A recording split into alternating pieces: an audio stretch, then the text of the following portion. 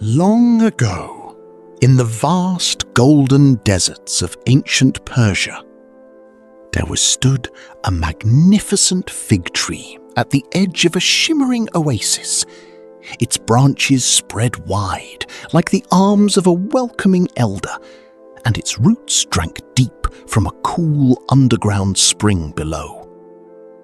In this tree lived a clever, warm-hearted fox named Zara. Every dawn, Zara woke to the sound of sandlarks singing. She would leap between branches, feast on sweet figs and dates, and let the desert breeze ruffle her amber fur. Zara was generous. She was full of laughter. She loved her world completely. But she carried one great flaw. She trusted every creature she met without question. Her grandmother had often warned her, "My dear Zara, the desert holds both water and mirages. Learn to tell the difference before you drink." But Zara would just flick her tail and say, "Grandmother, love opens all doors. If I am kind, the world will be kind in return." One blazing afternoon, while Zara savoured a ripe fig on her favourite branch, she noticed something below. At the base of the oasis spring, a serpent lay coiled in the sand. His name was Silas. His scales were the colour of midnight. His golden eyes gleamed like 2 coins in the desert sun. He looked thin, exhausted, barely able to lift his head. "Hello, friend. You look weary. Are you all right down there?" Silas looked up and smiled, a wide, slow smile. "Oh, kind fox, I have travelled far across the scorching sands. I have not eaten in days. I am so weak I can barely lift my head." Zara's generous heart ached with sympathy. Without a second thought, she nudged several plump figs off the branch and let them fall near Silas. "Eat, please. No creature should suffer when there is plenty here to share."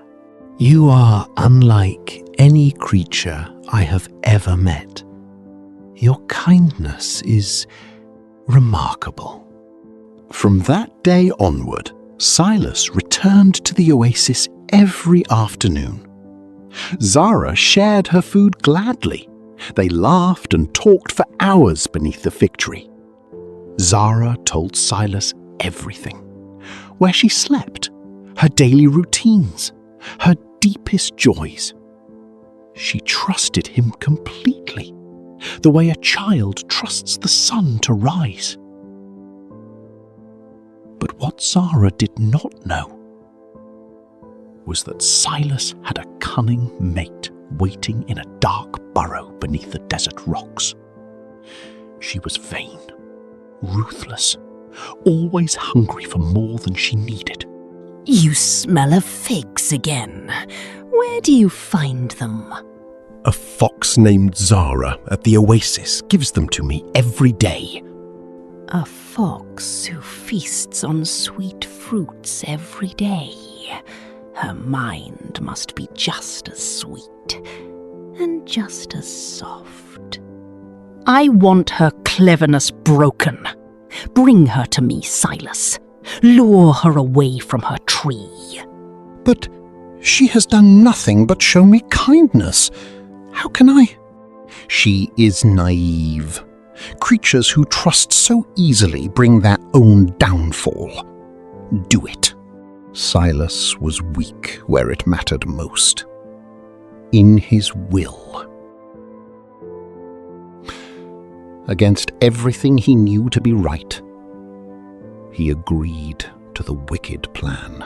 "Dear Zara, I have been thinking of how to repay your generosity.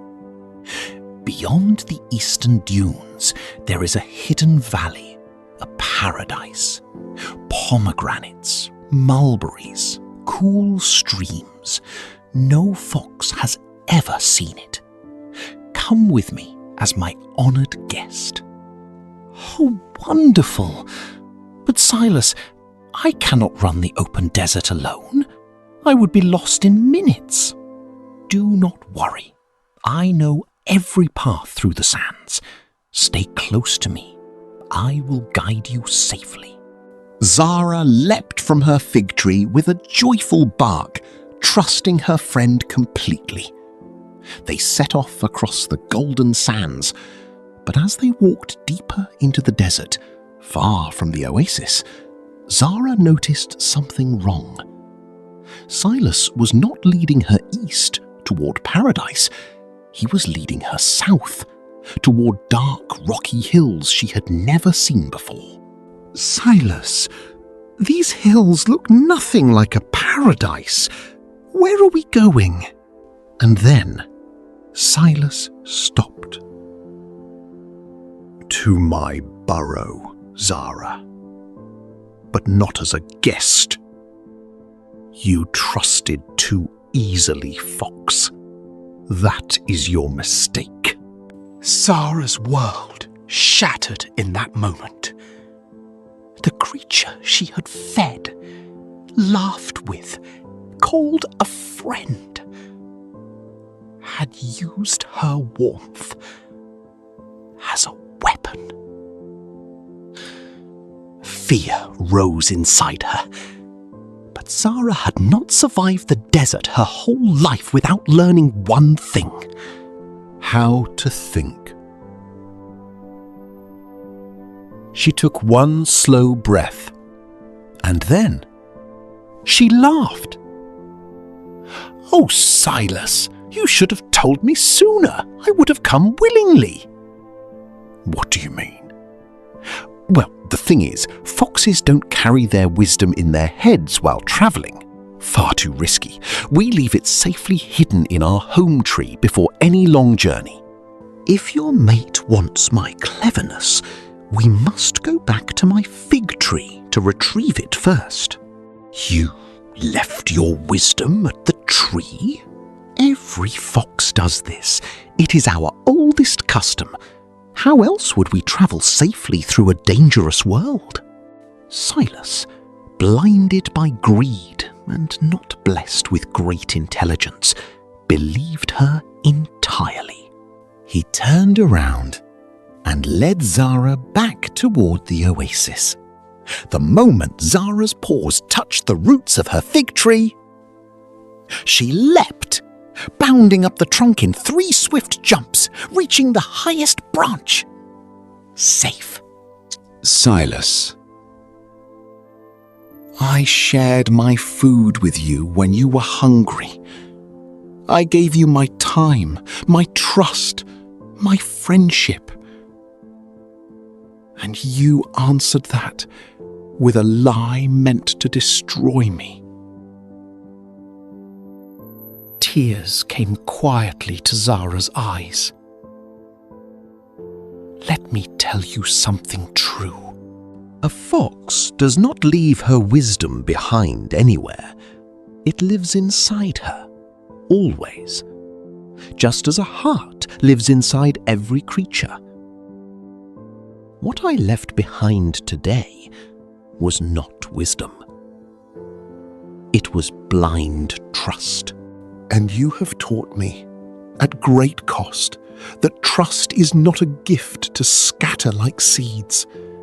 It is something to be earned, grain by grain, over time. I do not hate you, Silas, but I pity you. You traded a true friendship for a lie that gained you nothing.